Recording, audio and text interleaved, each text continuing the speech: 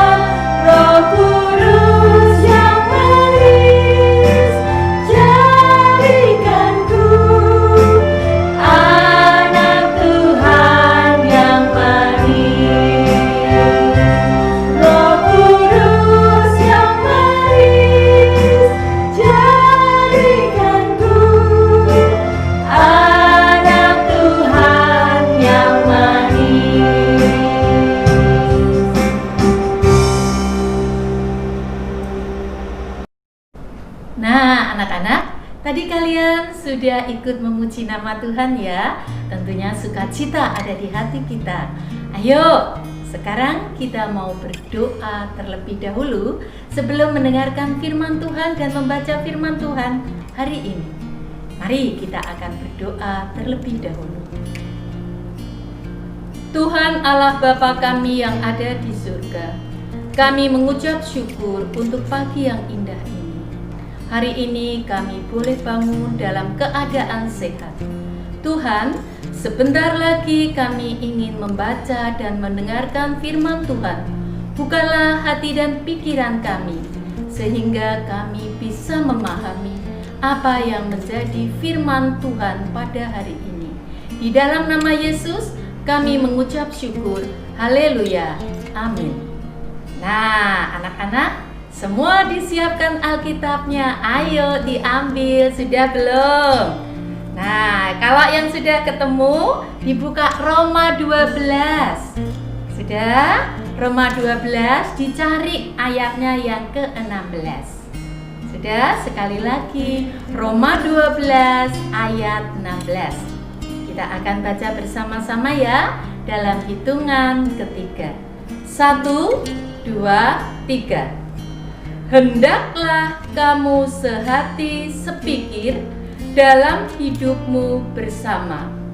Janganlah kamu memikirkan perkara-perkara yang tinggi, tetapi arahkanlah dirimu kepada perkara-perkara yang sederhana.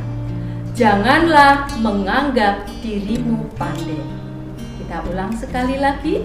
dari ayat 16. Hendaklah kamu sehati, sepikir dalam hidupmu bersama.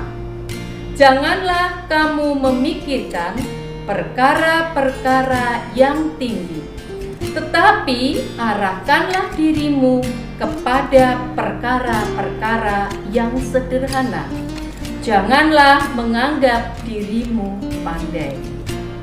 Sekarang kita akan mendengarkan dari bacaan tadi dari Alkitab yang sudah kita baca, yaitu judul renungannya Penonton. Nah, anak-anak tentunya pernah jadi penonton. Seperti hari ini, mungkin anak-anak juga menonton, mendengarkan firman Tuhan. Baik, anak-anak, dalam suatu pertandingan, kalau bertanding namanya bertanding, pasti ada yang menang, ada yang kalah. Kalau yang menang tentunya senang, gembira. Tapi kalau yang sedih, mungkin akan menyesali, akan merasa kecewa, kenapa aku tidak menang hari ini. Nah, anak-anak, ini ada suatu kejadian. Kejadiannya apa? Dalam suatu pertandingan basket. Pertandingan basket pasti tentunya pengen saling beraya, skornya banyak. Begitu juga dengan Jason hari ini. Dia sebagai salah satu seorang pemain. Pada detik-detik terakhir, Jason memasukkan ke ring basket. Slap! Ternyata meleset sebagai penentuan. Nah, tiba-tiba yang melihat di luar, ternyata ada teman-temannya, di antaranya adalah Maria. Nah, si Maria, apa komentarnya dari jauh? Wah, Jason sih, gara-gara Jason akhirnya sekolah kita nggak jadi pemenang. Jason sih yang membuat kelompok kita jadi kalah. Itu komentarnya si Maria dari luar. Padahal Maria belum tentu dia juga bisa, karena dia nggak terpilih sebagai tim dari basket sekolahan. Kalau sampai si Jason mendengar, tentunya Jason itu akan semakin down, ya toh? Nah, sebagai penonton, si Maria selalu, wah kamu salah, bisa. Nah, bahkan sama setiap orang dia mengatakan, gara-gara Jason sekolah kita kalah, Jason nggak bisa sih. Padahal si Maria sendiri tuh nggak bisa basket. Nah, anak-anak, bolehkah kita melakukan hal seperti itu? Tidak. Memang kita jadi penonton, tentunya pasti suaranya itu harus memberi semangat yang baik. Bukan malah merendahkan atau membuat si pemain itu menjadi akhirnya tidak bersemangat. Memang kekalahan dan kemenangan dalam suatu pertandingan itu ada. Tetapi ingat bahwa kita pun boleh misalnya membeli spot yang baik. Jangan malah menyorai dengan kata-kata bodoh, gara-gara kamu kita kalah. Enggak, tidak boleh, ya. Jadi kita harus memberikan semangat yang baik. Begitu juga di dalam kehidupan. Kita tidak boleh selalu hanya menyalahkan tanpa memberikan solusi yang baik. Jadi kita harus bisa memberikan, memahami kesalahan yang dilakukan oleh orang lain. Kalau kita bisa memahami kesalahan yang dilakukan orang lain itu juga tidak akan selalu sedih kalau disalah-salahkan seperti tadi. Dan terutama anak-anak, kita tidak boleh menghakimi, ya. Seperti tadi Jason dikatakan bodoh dan lain sebagainya, itu nggak boleh. Kita tidak boleh menghakimi seseorang. Karena kita sendiri pun belum tentu kalau disuruh main basket bisa. Tapi kita harus belajar. Selalu bisa, oh kok seperti itu. Ternyata kalau di lapangan itu beda dengan saat kita hanya menjadi penonton. Jadi pesannya pada hari ini, kita harus selalu memberikan kasih kita kepada orang lain. Tidak boleh hanya selalu menyalahkan, menyorai, mengolok-olok. Itu hal-hal yang tidak berkenan, tidak boleh yang dilakukan oleh anak-anak Tuhan Yesus. Yang harus dilakukan oleh anak-anak Tuhan Yesus apa saja? Harus memberi semangat. Ya, bagus. Selain itu, tidak boleh mengolok-olok, tidak boleh mengejek. Harus bisa memahami teman supaya teman itu bisa berkembang lebih baik.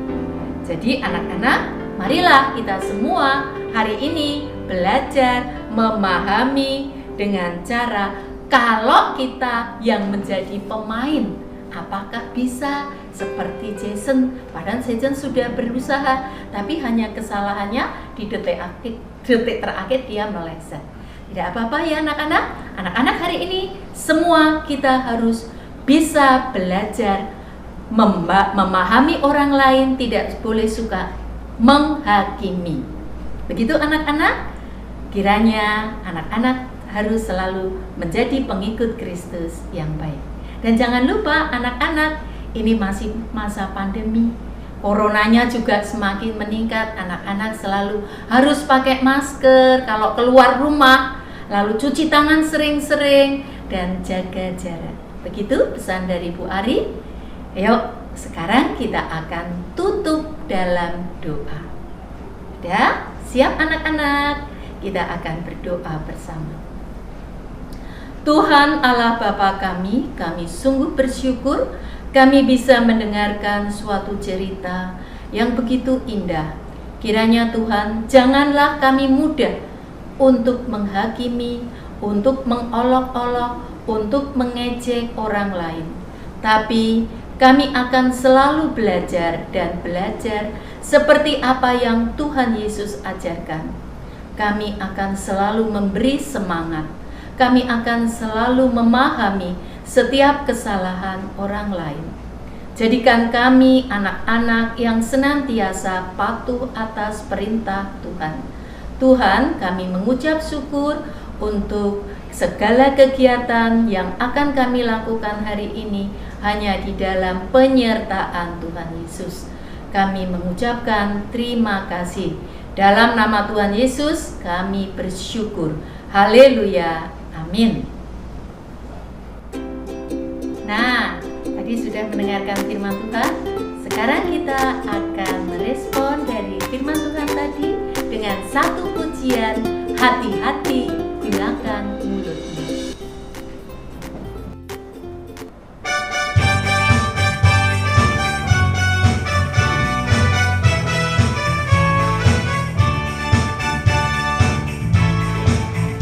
Hati-hati gunakan mulutmu. Hati-hati gunakan mulutmu. Allah Bapa di surga melihat kita semua. Hati-hati gunakan mulutmu. Hati-hati gunakan tanganmu. Hati-hati gunakan tanganmu. Allah Bapa di surga melihat kita semua. Hati-hati gunakan tanganmu. Hati-hati gunakan kakimu. Hati-hati gunakan kakimu. Allah Bapa di surga melihat kita semua. Hati-hati gunakan kakimu. Hati-hati gunakan tanganmu. Hati-hati gunakan mulutmu. Amin.